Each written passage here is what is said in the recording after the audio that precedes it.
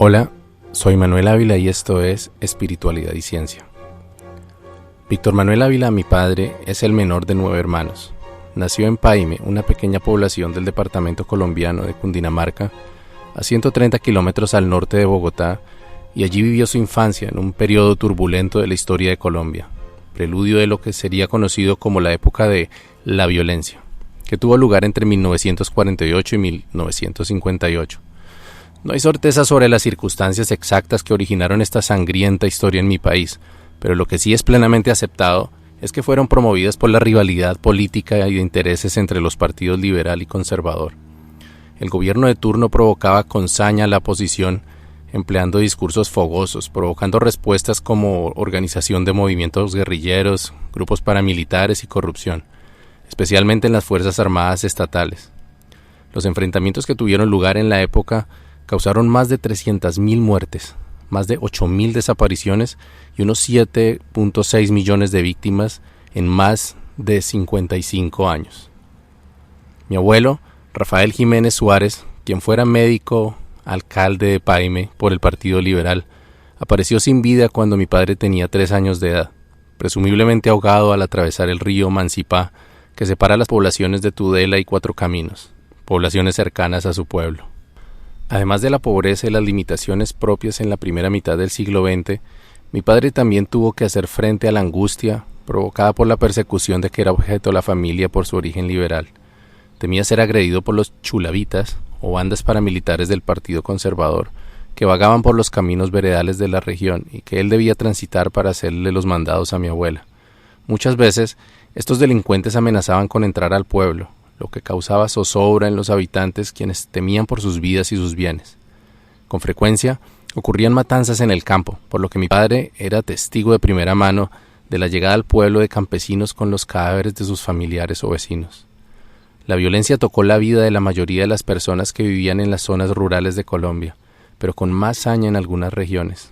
La animadversión que existía entre liberales y conservadores se mezclaba con corrupción, discursos provocadores y ocasionalmente con peleas a puño limpio entre personajes de las clases sociales más altas, quienes se encargaban de contagiar odio y miedo al pueblo, con la colaboración de algunos sacerdotes desde los púlpitos.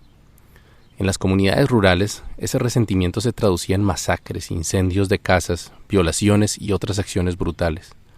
Siendo muy niño, cuenta mi padre, escuchó la historia de una mujer liberal embarazada a quien su esposo le abrió el vientre y le extrajo el feto para decapitarlo, porque creía que en su ausencia había estado con un conservador. «No vaya a ser que nazca otro hijueputa godo», habría dicho como epílogo del macabro acto. Diferenciar a qué partido pertenecían las víctimas de la violencia era imposible. Los bandidos de uno y otro partido, asusados por sus dirigentes, permanecían ávidos de venganza, por lo que bastaba con ver que las víctimas fueran señaladas por alguien, que recibieran la orden o simplemente vieran a alguien que llevara ropa con colores de uno u otro partido para que se convirtieran en un objetivo para perseguir y eliminar. La familia de mi padre no estaba involucrada en la política, pero era susceptible de la hostilidad y persecución por parte de los conservadores por su cercanía con un exalcalde liberal, mi abuelo ya fallecido, lo cual motivó a mi abuela para dar a sus hijos el apellido de ella y no el de su esposo. Esta es la razón por la que el nombre de mi familia es Ávila y no Jiménez. Después de la muerte de su esposo, mi abuela vendió los libros y objetos de medicina que él tenía para reunir así algún dinero con que estirar los limitados fondos que había dejado, y así lograr subsistir por más tiempo con sus hijos. Una vez las reservas se acabaron, la familia Ávila se fue a vivir a Tudela, corregimiento de Paime, en una finca pequeña que mi abuela compró gracias a un préstamo bancario. Allí la violencia era más brutal, especialmente en el campo. Frecuentemente llegaban mulas con cadáveres de campesinos atravesados en sus lomos. Un evento de la infancia que marcó profundamente a mi padre sucedió en aquellos años de luchas atroces entre liberales y conservadores en Tudela, cuando tenía tan solo 8 o 9 años de edad.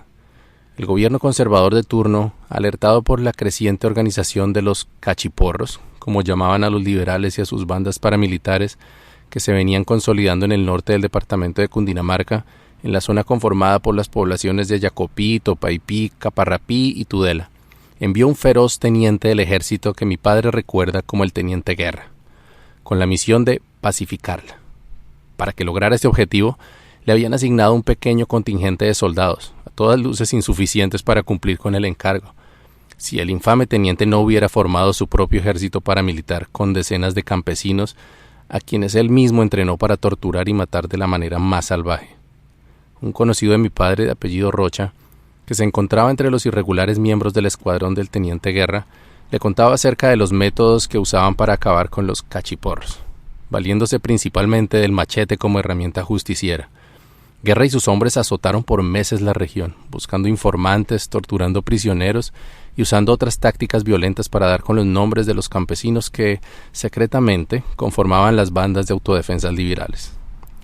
Un día, justo antes del anochecer, el teniente Guerra con su grupo llegaron a Tudela, llevando consigo una recua de reses, caballos y mulas que habían robado en las fincas por las que habían pasado. El teniente de Marras dio la orden de buscar un lugar donde los animales pudieran alimentarse y abrevar antes de continuar su recorrido. A la mañana siguiente, cuando la cuadrilla se disponía a seguir su camino, el teniente hizo inventario de sus animales y notó que faltaba una mula. Algunos soldados se dieron a la búsqueda del animal, pero como no lo encontraron, le informaron la novedad a Guerra, quien furioso en extremo amenazó a los lugareños diciéndoles que si la mula no aparecía, los habitantes del pueblo pagarían la afrenta. De inmediato dio la orden a sus soldados que juntaran a los hombres del lugar en la plaza central y que trajeran sogas de los almacenes del pueblo. Estos regresaron acompañados por decenas de hombres que permanecían de pie en la plaza. Aterrados, escucharon la orden de ser amarrados por el cuello unos con otros. Mi padre, por su edad, no padeció este indigno trato, pero sí varios de sus familiares quienes tuvieron el infortunio de hallarse a la vista de los soldados. «O me dicen dónde está la mula que se robaron o los llevo a todos amarrados de aquí hasta Villagómez», vociferaba el teniente. Mientras lo hacía, los soldados apuntaban con fusiles y ametralladoras a los aterrados habitantes, que temblaban ante la posibilidad de ser víctimas de las amenazas de guerra, pues la distancia era de unos 20 kilómetros desde Tudela. Guillermo, uno de los hermanos de mi padre, sacó valor para dirigirle la palabra al odioso teniente y le pidió permiso para ir con un amigo a buscar la mula en un lugar de difícil acceso, donde sabía que los animales solían perderse.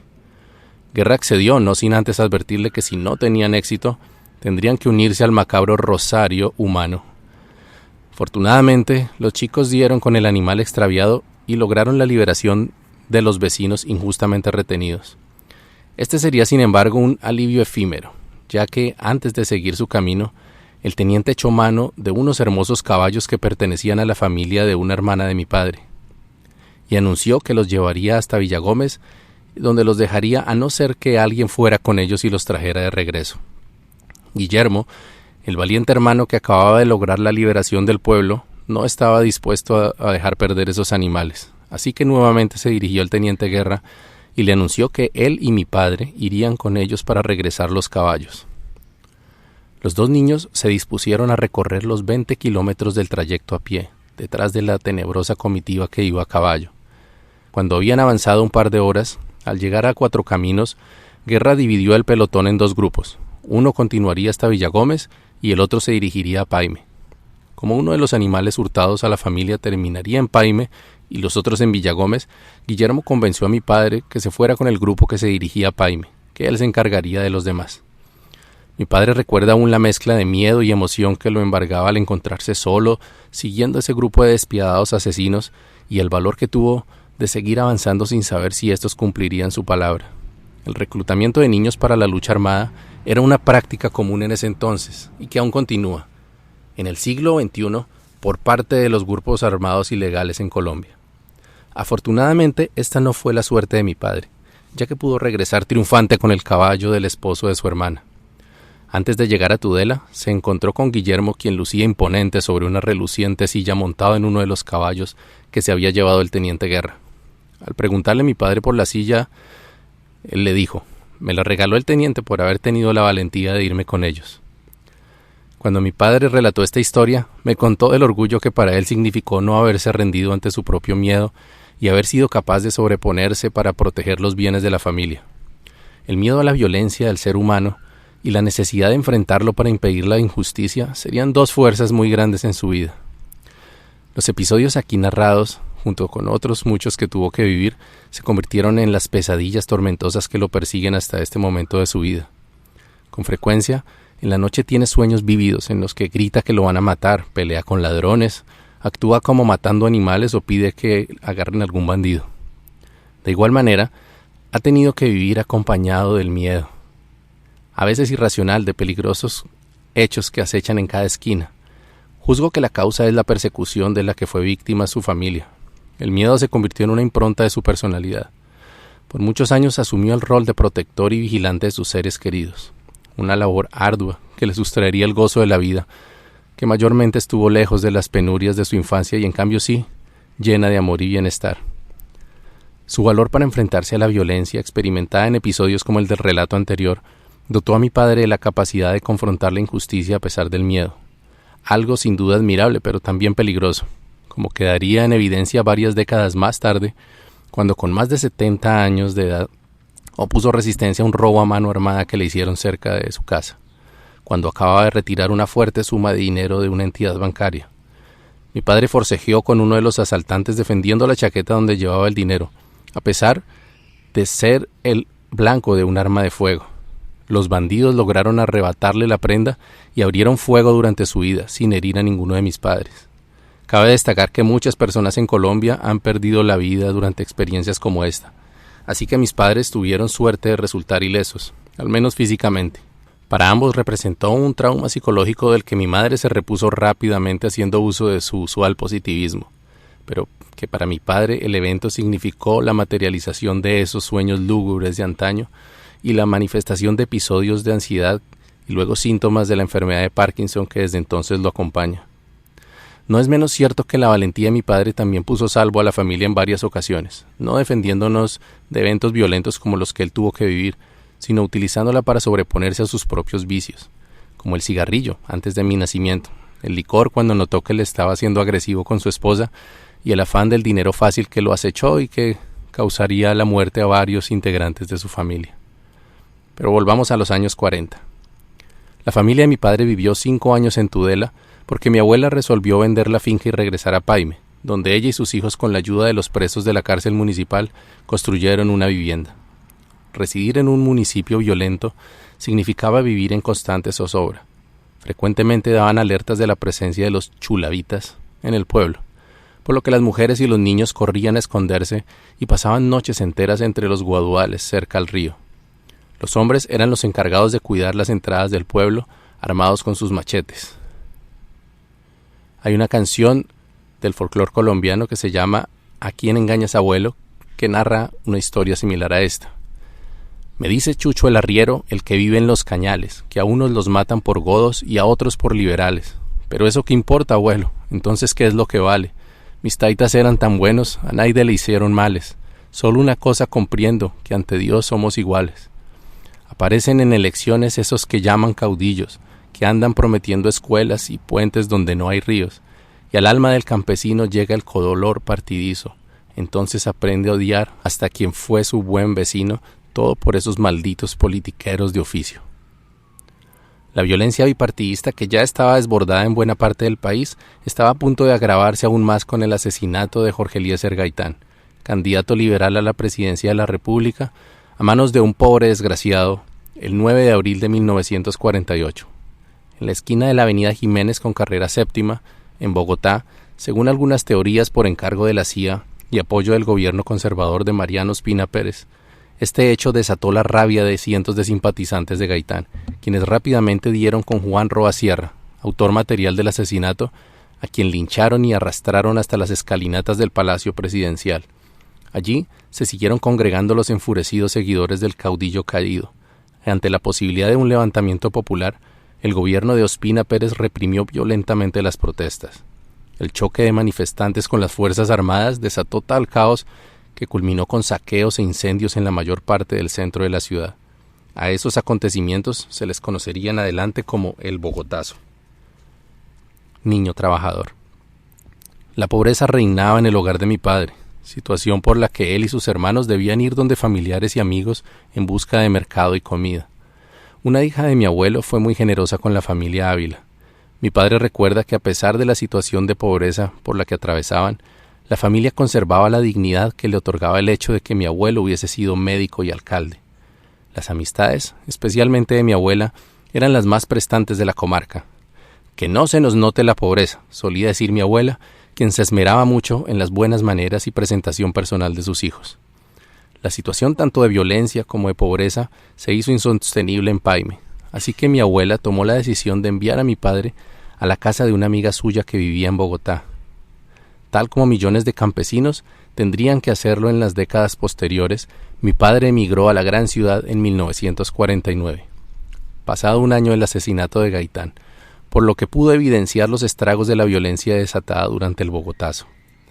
Viviendo en Bogotá, mi padre se vio obligado a asumir cualquier trabajo que fuera capaz de realizar: repartidor de productos en la plaza de mercado, aseador en una carnicería donde llevaba domicilios, ayudante en una panadería, cuidador de una finca lechera, almacenista, telefonista y hasta obrero de construcción. En aquel entonces era común que los niños de escasos recursos trabajaran al lado de los adultos en actividades pesadas y a veces peligrosas, siempre y cuando tuvieran la fuerza suficiente para realizarlas. En esa época, el centro de Bogotá ya estaba habitado mayormente por personas trabajadoras y honestas, pero en algunas zonas como en la que llegó a vivir mi padre, era común la ocurrencia de robos, peleas, presencia de prostitución y otros problemas típicos de las zonas más populosas en una metrópolis en formación. No era el mejor ambiente para un niño, pero los consejos y valores infundidos por mi abuela lo mantuvieron lejos de actividades delictivas. No así del alcohol y del cigarrillo, que desde muy temprana edad lo cautivaron y serían por muchos años una constante prueba para su fuerza de voluntad. A pesar de los esfuerzos cotidianos, la situación económica de mi familia no mejoraba. Alipio, uno de los hermanos mayores, de cierta forma también el héroe de mi padre y el familiar más cercano a él, quería convertirse en uno de los cientos de contrabandistas para traer licor, ropa y otros productos desde Venezuela y conseguir así dinero más rápidamente. El contrabando sería años más tarde la primera actividad delincuencial de Pablo Escobar también. El joven Alipio ya conocía los contactos necesarios entre los funcionarios de aduanas y las tácticas para contrabandear todo tipo de productos sin ser descubierto. Así que invitó a mi padre a asociarse con él para esta actividad.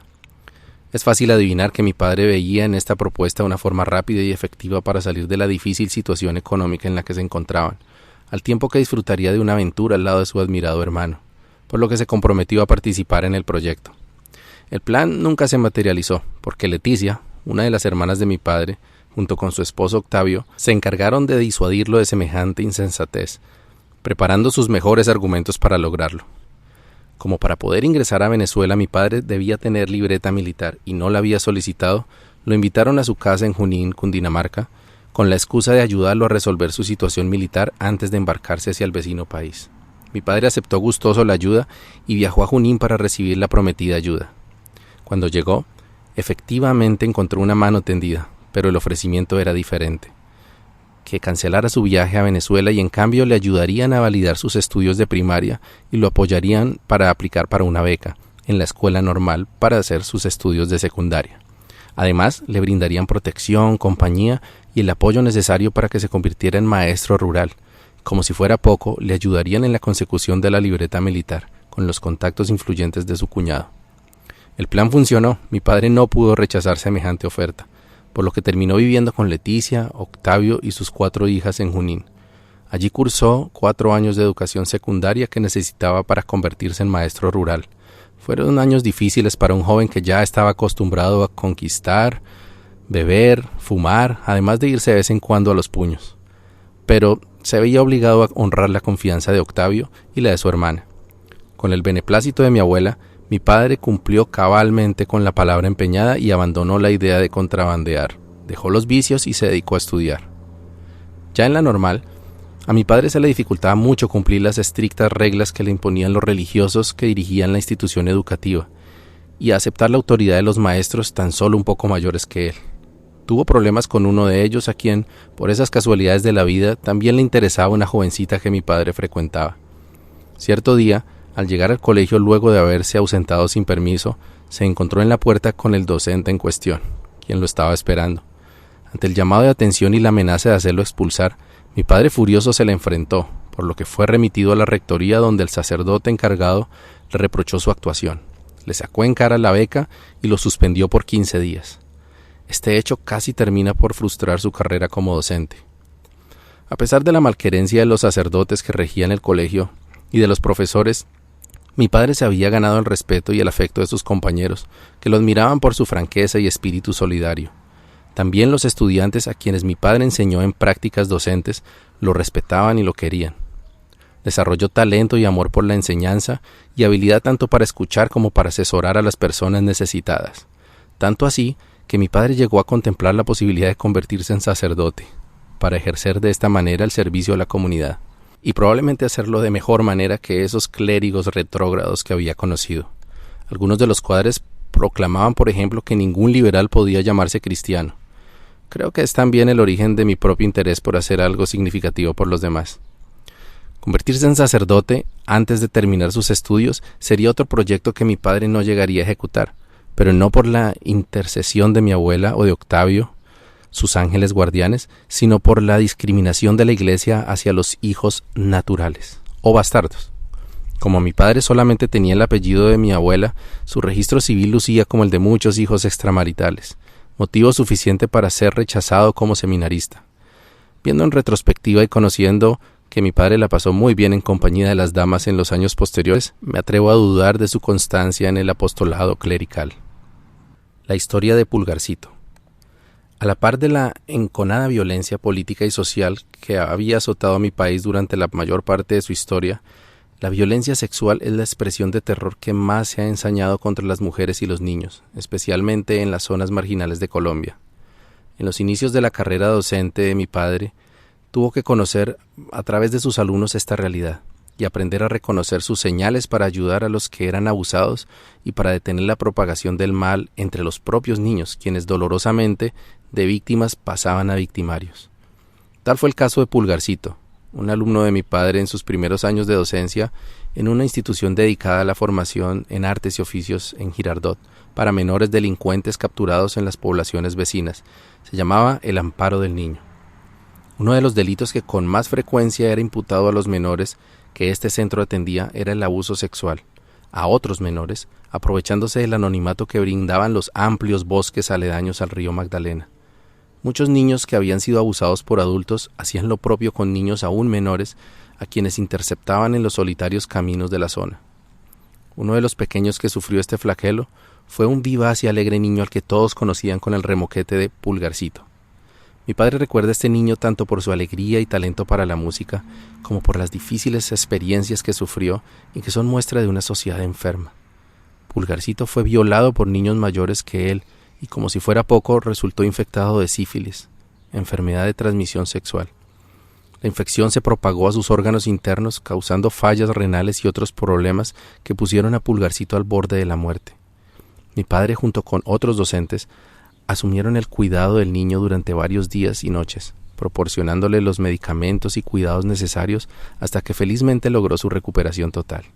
Lo anterior no sería, sin embargo, la última vez que Pulgarcito tuviera que escabullirse de las garras de la muerte.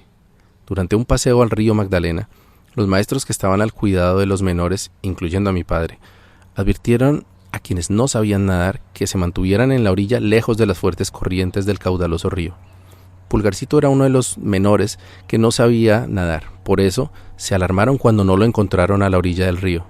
Se dieron a la búsqueda del niño y finalmente lograron verlo cuando se aproximaba a la orilla, desde el centro del río. Mi padre lo ayudó a salir a la orilla para que se recompusiera y luego preguntarle por qué había dicho que no sabía nadar. Ante la pregunta, él contestó: «Aprendí ahorita, es que José me empujó desde aquella piedra». Una historia con final jocoso que pudo haber terminado en tragedia, y que además muestra la despiadada ley de la selva que vivían y aún viven los niños en zonas marginales de Colombia.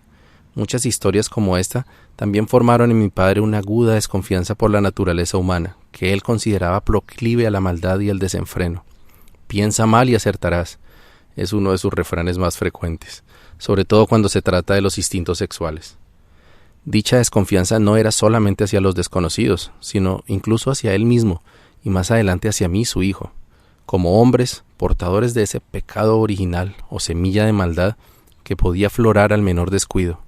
Esta desconfianza se convertiría mucho más tarde en determinante de mi camino espiritual y algunas de las pruebas que juntos tuvimos que enfrentar, pero eso es parte de otro capítulo de este libro. La revolución.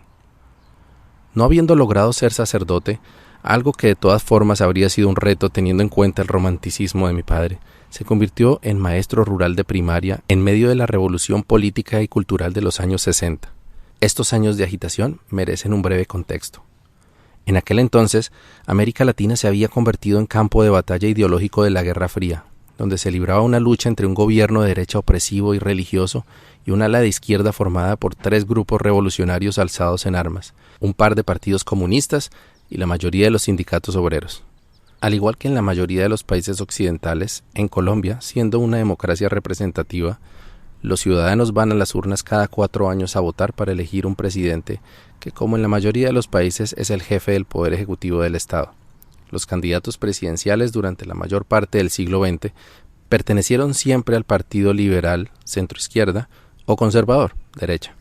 Ambas facciones han sido dirigidas desde el inicio de la República por hombres blancos pertenecientes a familias prestantes, por lo general terratenientes, descendientes de los señores feudales españoles a quienes pertenecía la mayor parte del país desde la colonia hasta principios del siglo XIX. El status quo político era apoyado con firmeza por la Iglesia Católica, porque le permitía gozar de un enorme poder en la política, la educación, la salud y en la sociedad misma, en un país donde para entonces el 90% de la población se identificaba como católica, apostólica y romana. Este poder aseguraba que la mayoría de los ciudadanos no se atreverían a desafiar el orden reinante. Sin embargo, las cosas estaban a punto de cambiar gracias a la influencia de pensadores y filósofos comunistas de Rusia y China, pero en mayor medida gracias al entusiasmo generado por la Revolución Cubana de 1953, que atrajo hasta sacerdotes católicos, como el sacerdote español Domingo Laín y el colombiano Camilo Torres, uno de los inspiradores de la teología de la liberación y autor de la frase «Si Jesús estuviera vivo, sería guerrillero». La promesa comunista de igualdad y justicia para los pobres, más el levantamiento de los oprimidos, el proletariado, resonó con fuerza en la mente de los campesinos que habían salido del campo y sufrían el rigor de la pobreza y la exclusión en los barrios más pobres y marginales de la ciudad. Asimismo, entusiasmaba a los indígenas y agricultores, quienes en mayor medida sufrían la violencia del campo. Las imágenes de campesinos armados entrando triunfales a La Habana motivó a cientos de trabajadores, estudiantes y líderes comunitarios a irse a las montañas y selvas de Colombia para levantarse en armas contra el establecimiento. Entre 1964 y 1967 se formaron 3 grupos guerrilleros en Colombia, las FARC, el ELN y el EPL. El primero de ellos apoyado por la Unión Soviética Socialista, el segundo por la Cuba marxista y el tercero por la China maoísta. Según la historia oficial, la Guerra Fría fue una tensión política e ideológica en la que no se disparó una sola bala, pero nada podría estar más lejos de la verdad. Tal vez la Unión Soviética y los Estados Unidos nunca llegaron a participar en una confrontación militar, pero ambas potencias alimentaron un sinnúmero de luchas armadas en Medio Oriente, África y América Latina, las que produjeron ríos de sangre que aún hoy día siguen corriendo. En Colombia, los grupos guerrilleros recibieron entrenamiento, armas y dinero de la Unión Soviética, y las fuerzas militares y paramilitares del gobierno colombiano consiguieron lo propio por parte de los Estados Unidos. En este contexto, los grupos de izquierda desplegaron su doctrina en las ciudades, atrayendo a los segmentos de población más receptivos como los jóvenes y la clase obrera en las universidades y los sindicatos, mientras la extrema derecha utilizaba la iglesia, el ejército y la policía secreta para neutralizar todo lo que oliera a izquierda, como decimos en Colombia, a las buenas o a las malas. Uno de los gremios que mostraba una mayor simpatía y militancia en torno a los preceptos socialistas era el de los docentes oficiales, mientras que los maestros de escuelas privadas eran menos combativos o guardaban lealtad a sus empleadores. La mayoría de los maestros de colegios públicos eran personas educadas, provenientes de clases sociales menos favorecidas, bien organizados y dispuestos a luchar por la dignidad de su oficio y de la comunidad educativa en general. En 1963, con este complicado contexto como fondo, mi padre fue ubicado en una escuela en Bogotá. Allí no solo comenzó su carrera como educador, sino que a la par ejercía otro oficio que había encontrado también gratificante, representando a sus compañeros de trabajo ante el sindicato de maestros del distrito, la Asociación Distrital de Educadores, o ADE. Era uno de los sindicatos más beligerantes de Colombia y, como dije anteriormente, una organización ideológicamente inclinada hacia la izquierda. Aparte de las enseñanzas de matemáticas, ciencias sociales y demás, mi padre escuchaba las quejas y reclamos de sus compañeros y los representaba en las asambleas que la ADE sostenía todos los meses. Los maestros también pasaban largas horas entre clases y después de sus reuniones discutiendo los asuntos políticos del país, a veces al compás de los acordes revolucionarios de Silvio Rodríguez o Ana y Jaime, y durante esas conversaciones muchos de ellos profesaban su lealtad hacia los partidos comunistas, que luchaban para ganar representación política, pero otros no dudaban en expresar simpatía por alguno de los grupos guerrilleros que peleaban en las montañas de Colombia. Habiendo sido testigo de la crudeza de la violencia en su tierra natal, mi padre no apoyó la violencia como medio de alcanzar la justicia social, pero la imagen romántica que la Revolución cubana proyectó sobre la izquierda latinoamericana influyó para que considerara que cierto nivel de violencia era inevitable. Si se quería superar la resistencia que la oligarquía ejercía contra la emancipación del pueblo, incluso hoy en día, después de haber visitado Cuba un par de veces, mi padre todavía piensa que a pesar de las deficiencias, Cuba es una sociedad más igualitaria y feliz que las sociedades capitalistas. En esto considero que algo de razón le asiste. No obstante, como Colombia no es Cuba, después de años de rebelión armada, ninguno de los tres grupos guerrilleros más importantes, porque había otras guerrillas menores, ha logrado desestabilizar el Estado de Derecho.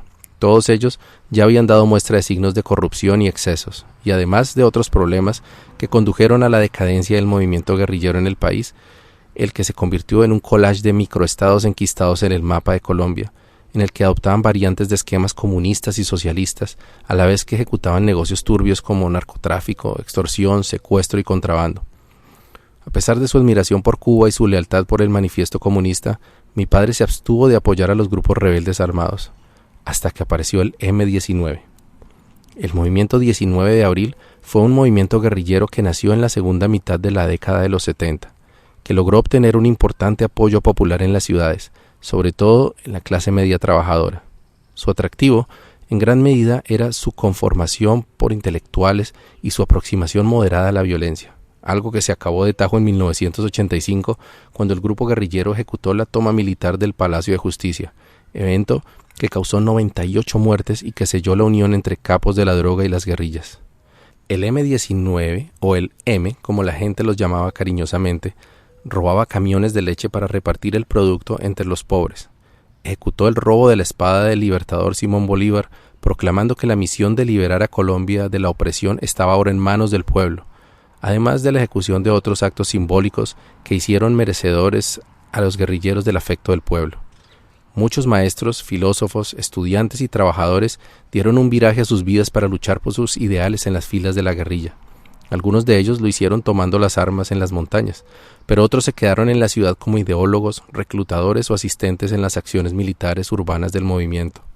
Para 1976, mi padre era ya un líder muy conocido en el sindicato distrital y había participado en algunas asambleas políticas con los comandos urbanos del ELN y el M-19. En ese momento, cerca de cumplir 40 años y sin planes de formar una familia, mi padre pensó que su vocación de ayudar a los demás encontraría lugar alistándose en ese movimiento revolucionario.